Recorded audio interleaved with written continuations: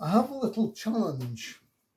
I've been asked to make 10 of these as presentation gifts, and they all have a little captive ring. This is a prototype one that I made, and that's what I'm starting with. The first job is basically just to get the centre.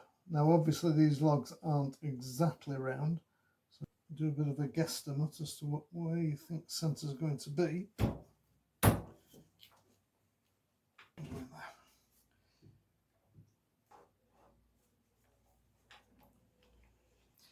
What I'm going to do is I'm going to get each of these round first.